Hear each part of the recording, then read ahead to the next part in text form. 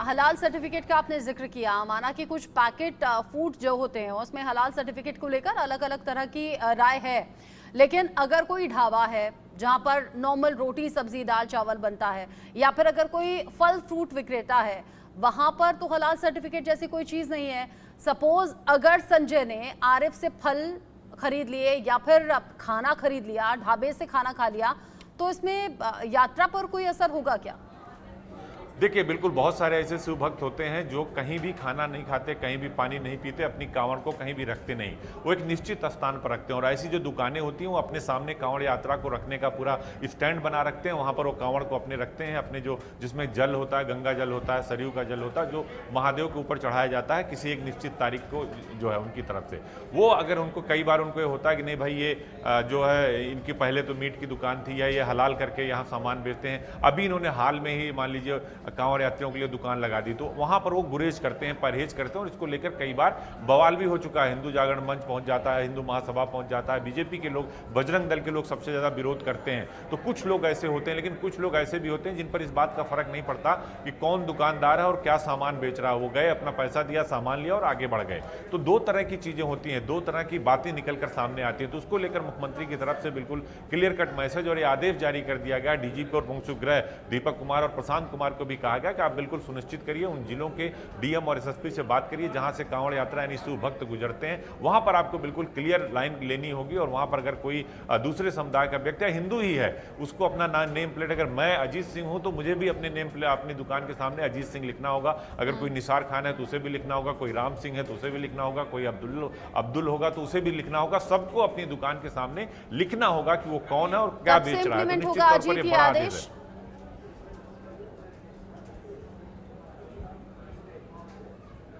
अजीत, ये आदेश इंप्लीमेंट कब से होना है? क्या आज से, अभी से?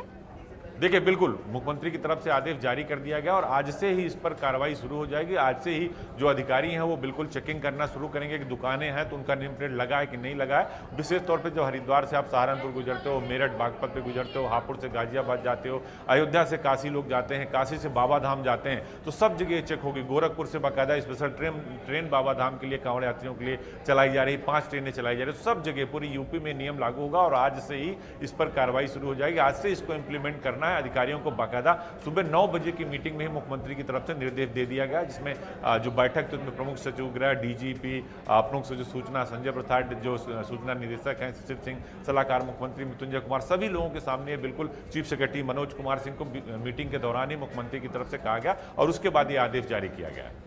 अब ये आदेश जारी कर दिया गया है, पूरे यूपी में इसे इंप्लीमेंट करने की तैयारी है। आज से, अभी से इसे व्यवस्था में लाया जाएगा। लेकिन अजीत, एक सवाल ये भी, जब हम फल फ्रूट लेने जाते हैं तो ये मेरा खुद का देखना है, हो सकता है ये गलत भी हो, मैक्सिमम मुस्लिम समुदाय के लोग होते हैं जो फल फ्रूट का काम करते हैं। ऐसे में क्या उनकी बिक्री पर असर नहीं होगा? देखिए, बिल्कुल बिक्री पर असर भी होगा और कई जगह बिक्री बढ़ेगी भी। दोनों चीजें हैं, पक्ष भी है और विपक्ष भी है। जहां इस तरह की जब बातें होती हैं तो उसका असर सीधे समाज पर पड़ता है और दोनों पक्ष पर पड़ता है, तो इसका असर पड़ेगा, निश्चित तौर पर असर पड़ेगा। और देखिए, जब ऐसी बातें होती हैं तो जो उसके साइड वाले संगठन यानी पर्दे के पीछे के जो लोग होते हैं, जैसे बजरंग दल है, हिंदू जागरण मंच है, ये भी उसमें अपनी रोटी सेकते हैं, अपनी राजनीतिक रोटी सेकते हैं। लेकिन मुख्यमंत्री की तरफ से कह दिया गया कि आपको देखिए, फल कोई ले, हम किसी भी दुकान से लें, आपको बस नेम प्लेट लगा देनी है, तो उसका असर कई दुकानदारों पर पड़ेगा, इसमें कोई दो राय नहीं है। लेकिन हाँ, मुख्यमंत्री की तरफ से जरूर कह दिया गया कि आपको अपना नाम, अपना पता आपको उसमें लिखना पड़ेगा, अपना नेम प्लेट लगाना पड़ेगा, जिससे शिव भक्त जो कांवड़ यात्री हैं उनको पता रहे कि वो कहां से सामान ले रहे हैं और कहां से उनको लेना और कहां से नहीं लेना है। अच्छा, अखिलेश यादव तो ये भी कह रहे थे कि अगर इस तरह से कानून बनेगा या इस तरह से नियम लागू करवाए जाएंगे तो सांप्रदायिक सौहार्द के लिए खतरा है ये। देखिए, बिल्कुल अखिलेश यादव विपक्ष के नेता हैं और वो उनका काम है सवाल खड़े करना सरकार पर, और अच्छे लोकतंत्र की पहचान भी है कि सरकार को पर सवाल खड़े करना। लेकिन अखिलेश यादव को भी इस बारे में सोचना चाहिए। इसलिए बार बार योगी आदित्यनाथ कहते हैं कि जब कांवड़ यात्रा निकलते थे तो ये रोड ब्लॉक कर देते थे, जब ईद की नमाज होती थी तो सड़क को ब्लॉक कर देते थे, तो अभी सड़कों पर नमाज नहीं पढ़ी जा रही है। कांवड़ यात्रा का निश्चित रूट है, मुहर्रम का निश्चित रूट है, कोई कानून अपने हाथ में नहीं ले सकता। तो अखिलेश यादव सवाल उठाएंगे, विपक्ष सवाल उठाएगा, लेकिन योगी आदित्यनाथ पर इसका कोई फर्क नहीं पड़ता, क्योंकि उनकी जो हार्ड लाइन है, हार्ड हिंदुत्व की लाइन है, जो कोर हिंदुत्व की लाइन है, उस पर वो अडिग है और उस पर वो कायम हो। चाहे ईद की बात हो, चाहे मुहर्रम की बात हो, चाहे होली दिवाली की बात हो, या फिर अभी शिव भक्तों की बात हो, उनके तरफ से निश्चित तौर पर आदेश दिया जाता है और कहा जाता है कि कानून को अपने हाथ में लेने की इजाजत उत्तर प्रदेश में किसी को नहीं है और इसको लेकर कार्रवाई भी की जाती है। गैंगस्टर एक्ट सीधे लगाया जाता है। तो निश्चित तौर पर आप मानकर चलिए कि योगी आदित्यनाथ का यह आदेश आज से लागू हो जाएगा। इस पर बहुत सारे रिएक्शन, विपक्ष की प्रतिक्रिया भी आएगी, इस पर सवाल भी खड़े होंगे, लेकिन योगी आदित्यनाथ को इस पर कोई फर्क नहीं पड़ता। उन्होंने क्लियर कट कह दिया कि आदेश आज से लागू होगा और जो भी दुकानदार होंगे, खाने पीने का सामान या फल जो भी बेच रहा होगा, उसे अपनी नेम प्लेट लगानी होगी, वो किसी भी समुदाय, किसी भी वर्ग का हो। अच्छा अजीत, एक तरफ तो ये खबर यूपी से, जहां पर सीएम योगी आदित्यनाथ ने कांवड़ियों की शुचिता के लिए फैसला लिया है और कह रहे हैं कि जो भी दुकानदार हैं खाने पीने के सामान वाले, भले ही वो ठेले वाले हों, रेस्टोरेंट वाले हों, ढाबे वाले हों, जहां भी खाने पीने का सामान मिलता है वहां बड़े बड़े मोटे अक्षरों में अपना नाम पहचान लिखनी होगी। वहीं दूसरी तरफ पश्चिम बंगाल में शुभेंदु अधिकारी बयान देते हैं, कहते हैं अल्पसंख्यक मोर्चे की जरूरत हमें नहीं है, सबका साथ सबका विकास जरूरत नहीं है, जो हमें वोट देगा हम उसके लिए काम करेंगे। सीधा सा संदेश उन्होंने देने की कोशिश की है। अगर एक तरफ शुभेंदु अधिकारी का ये बयान है, एक तरफ योगी आदित्यनाथ का ये आदेश है, इन्हें जोड़कर देखा जाए क्या लोकसभा इलेक्शंस में जैसे उम्मीद की थी रिजल्ट की, वैसा बीजेपी और एनडीए के लिए नहीं रहा? क्या उसके बाद ये जो कट्टर हिंदुत्व वाली लाइन है उस पर चलने के लिए कोई स्ट्रैटेजी पीछे काम कर रही है क्या? देखिए, बिल्कुल योगी आदित्यनाथ की पहचान भी कट्टर हिंदुत्व की है, ब्रांड हिंदुत्व की है और उसी वजह से वो जाने जाते हैं। बीजेपी में जो उनकी इतनी बड़ी पहचान हुई, देश के अंदर जो उनकी इतनी बड़ी ताकत बढ़ी, जो जीत का रेट उनका 70% स्ट्राइक रेट का जीत का हुआ, उन सब के पीछे उनके ब्रांड हिंदुत्व और जो कट्टर सोच थी हिंदुओं के प्रति या राम मंदिर आंदोलन को आप ले लीजिए, वो कहीं ना कहीं उनको लगता है कि हमको इस लाइन पर अब वापस आना चाहिए। 2024 के लोकसभा चुनाव के बाद जिस तरह से वोट परसेंटेज काम करने के बाद भी योगी आदित्यनाथ बार बार कहते थे कि हमारे लिए किसी भी धर्म और संप्रदाय कोई मायने नहीं रखता, हमने आवास बगैर जात देखे दिया, हमने जो राशन बगैर जात देखे दिया, हमने उज्ज्वला कनेक्शन बगैर जात को देखे दिया, हमने सौभाग्य योजना बगैर जात को देखे दिया। तो ये कहीं ना कहीं अब बीजेपी अपने पुराने जो ट्रैक पर है उस पर वापस आ रही है और बीजेपी को लगता है कि हमारा जो वोट बैंक है प्योर हिंदू वाला, उस लाइन पर हमको चलना चाहिए। हालांकि जो उत्तर प्रदेश में 10 उपचुनाव होने जा रहे हैं उसमें बीजेपी की रणनीति है कि 2 कैंडिडेट, एक कुंदरकी यानी बिजनौर के आसपास की जो सीट है और एक जहां से वासित अली पश्चिमी उत्तर प्रदेश से, 2 मुस्लिम कैंडिडेटों को उतारने की जो तैयारी है बीजेपी कर रही है। लेकिन दूसरी तरफ वो अब इस बात पर आ गई कि उन्हें अपनी जो हार्ड लाइन है, जो उनका एजेंडा है, आपने देखा होगा कि जब बीजेपी की विकास बुकलेट जारी होती है तो उसके प्रथम पृष्ठ पे उत्तर प्रदेश में रामलला विराजमान की तस्वीर होती है और बीजेपी और मुख्यमंत्री खुलकर ये बार बार कहते हैं कि हमारे एजेंडे में राम मंदिर था, हमारे एजेंडे में हमारे आराध्य रहेंगे और हम पीछे हटने वाले नहीं है। कई बार मुख्यमंत्री को जब चुनाव आयोग ने बैन किया था उत्तर प्रदेश के चुनाव में तो उन्होंने कहा था कि मुझे मेरे आराध्य की पूजा करने से कोई नहीं रोक सकता। तो अब योगी आदित्यनाथ अपने पुराने जो रूट था, यानी जो पुराना जो उनका ट्रैक रिकॉर्ड था, जो चाहते थे, जिनको लोग जो पब्लिक है जिस रूप में योगी आदित्यनाथ को देखना चाहती थी, अब वो धीरे धीरे जो उनकी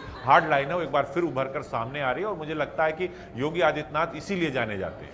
अच्छा, जब लोकसभा इलेक्शंस में मन मुताबिक रिजल्ट नहीं आए तो हार की समीक्षा भी हुई है, कई बड़ी बैठकें भी हुई हैं और वो अलग अलग राज्यों से लेकर दिल्ली तक हुई हैं, यानी कि केंद्र तक हुई हैं।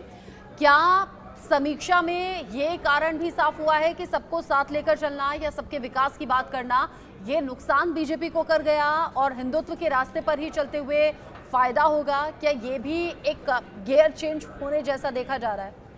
देखिए, बिल्कुल 2014 में देश में जब प्रधानमंत्री नरेंद्र मोदी बने थे और बीजेपी की सरकार पूर्ण बहुमत से आई थी तो उस वक्त भी हिंदुत्व ही सबसे बड़ी लाइन थी, नरेंद्र मोदी के पीछे खड़ी थी, वो ब्रांड हिंदुत्व की ही थी और उसी वजह से सरकार आई थी। 2019 में भी सरकार इसी आधार पर रही। लेकिन इस बार जो जाति समीकरण बदला, जो संविधान बचाओ आरक्षण खत्म करने के मुद्दे को जो कांग्रेस और समाजवादी पार्टी ने जिस तरह से गेन किया और निचले पायदान तक पहुंचाने की कोशिश की और उसमें कामयाब भी रहे चौथे चरण के बाद, तो बीजेपी को लगता है कि उन्हें अपनी हार्ड लाइन को बिल्कुल क्लियर रखना चाहिए। उन्हें होली हो, दिवाली हो या फिर कांवड़ यात्रा हो, इसको खुलकर खेलना चाहिए, खुलकर बैटिंग करनी चाहिए और इस बात का अब योगी आदित्यनाथ को भी फर्क नहीं पड़ता। उन्होंने ये सोच लिया कि हमें जो करना है अपने ब्रांड हिंदुत्व के लिए, अपनी जो कट्टर हिंदुत्व की लाइन है, हम उसी पर रहेंगे और शायद ये आदेश सबके लिए नजीर भी है कि योगी आदित्यनाथ को कोई फर्क नहीं पड़ता अखिलेश यादव क्या ट्वीट कर रहे हैं, चंद्रशेखर आजाद क्या ट्वीट कर रहे हैं, दिग्विजय सिंह क्या ट्वीट कर रहे हैं, कांग्रेस या समाजवादी पार्टी कौन से सवाल खड़े करे, इसका कोई फर्क योगी आदित्यनाथ पर नहीं पड़ता। ये बात तो उन्होंने है, सीएम योगी आदित्यनाथ जो फैसला कर लेते हैं, जो ठान लेते हैं, फिर उससे डिगते नहीं है, पीछे हटते नहीं है।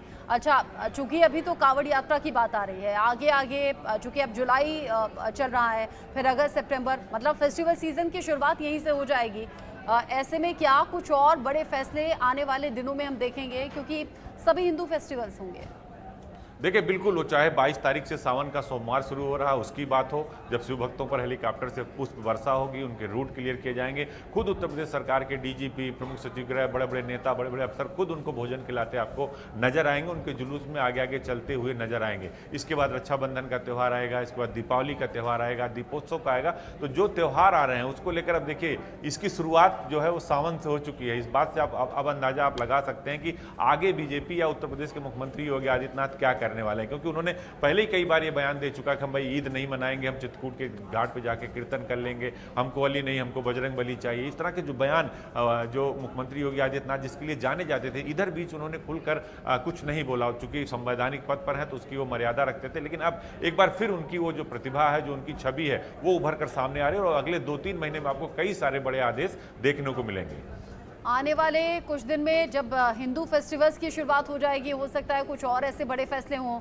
अभी इस फैसले को लेकर चर्चा चारों तरफ है, विपक्ष इस पर कटाक्ष कर रहा है, तंज कर रहा है। अखिलेश यादव तो ये भी कह रहे हैं कि ये लोगों को धर्म के नाम पर बांटने की कोशिश है और इसके परिणाम बेहतर नहीं होने वाले हैं, सांप्रदायिक सौहार्द को खतरा इससे हो सकता है। उधर सीएम योगी आदित्यनाथ है, कल तक खबर सामने आई थी कि मुजफ्फरनगर में इस फैसले को इम्प्लीमेंट किया जाएगा, जहां पर खाने पीने की चीजें, चाहे वो फल फ्रूट हैं, खाने का ढाबा है, यहाँ जाने यानी कि जहाँ पर रोटी सब्जी दाल चावल ये सब कुछ मिलता है वहाँ भी, और जहाँ पर पैकेट फूड है वहाँ पर भी अपना नाम बड़े बड़े अक्षरों में लिखना होगा।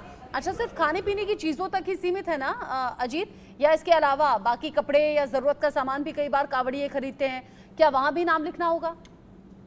कांवर के रूट पर दुकानें होंगी, उनको सबको अपना नेम प्लेट रखना होगा, वो चाहे खाने पीने का सामान बेच रहे हो या कुछ और बेच रहे हो, या फिर वो भगवा झंडे बेच रहे हो, भगवान शिव से जुड़ी तस्वीरें बेच रहे हो, उस रूट पर जो भी लोग होंगे सभी दुकानों पर ये लागू होगा। उनको अपना नेम प्लेट और लिखना होगा और क्या बेच रहे हैं दोनों, उनको अपना डिटेल लिखना होगा। ये सबके लिए पूरे आदेश है। उस रूट पर जिधर से कांवड़ यात्री यानी शिव भक्त गुजरेंगे, ये सबके लिए अनिवार्य पूरे उत्तर प्रदेश के सभी रूटों पर। इसीलिए सभी जिलाधिकारियों को अब प्रमुख सचिव गृह और डीजीपी की तरफ से डीएम और एसएसपी, जहां पुलिस कमिश्नर है उनको, जहां डीआईजी, सबको निर्देशित कर दिया गया है। ये आज से ये आदेश लागू हो जाएगा और सब पर लागू होगा। कांवड़ यात्रा के बाद वो नेम प्लेट हटानी होगी, क्या हटा सकते हैं अजीत? देखिए, अभी उस आदेश में इस तरह का कोई नहीं आदेश किया गया है कि कांवड़ यात्रा के बाद आप नेम प्लेट हटा लीजिए। अभी फिलहाल आपको सावन में जब तक कांवड़ यात्रा चलेगी तब तक आपको ये नेम प्लेट लगाना होगा। हो सकता है उसके बाद आपकी नेम प्लेट हट जाए, आपकी जो पहचान है वो हट जाए, लेकिन अभी फिलहाल आप जब तक शिव भक्त गुजरेंगे आपके रूट से जहां आपकी दुकानें हैं, तब तक आपको अपनी पहचान बता कर रखनी होगी। अजीत, बहुत डिटेल में आपने इस खबर को लेकर जानकारी हमारे दर्शकों तक पहुंचाई। अजीत, बहुत शुक्रिया आपका मेरे साथ में जुड़ने के लिए। ये सभी जानकारी